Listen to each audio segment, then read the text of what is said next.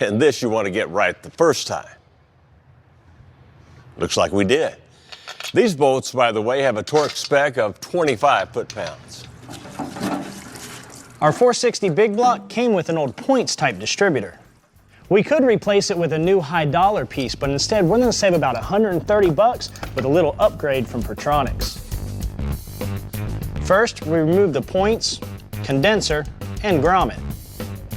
Then clean out any dirt or oil between the breaker plate and cam.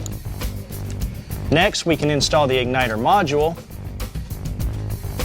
and place the magnet sleeve onto the distributor shaft. Now we can insert the black and red wires with the new grommet through the housing. Finally, we set the air gap between the module and magnet sleeve using the provided 30 thousandths feeler gauge. Now what you don't want to do is fire off a distributor like this with a newer HEI coil because you'd melt the module. Pertronix recommends something like this flamethrower that's rated at 1.5 ohms with 40,000 volts, which is just right for this application.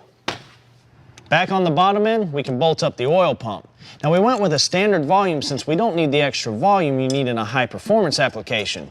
We got the pump, the pickup, and the pan from O'Reilly Auto Parts. Now we can't put the pan on until the front timing cover is in place, and that's part of this week's budget tip. So stick around because we're gonna have that tip and a trip to the engine dyno room right when we get back.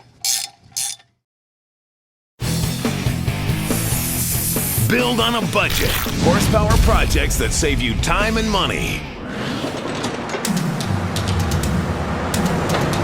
Delivery, horsepower. Our low-budget big block build all started with a junkyard 460 Ford motor we disassembled for some machining on the block, heads, and crankshaft. Then we loaded it with factory replacement pistons hanging on refurbished stock rods.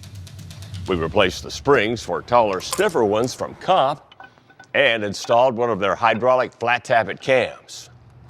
After a basic timing chain setup, we dropped in the rest of our valve train components and buttoned up the top end with a new aluminum intake.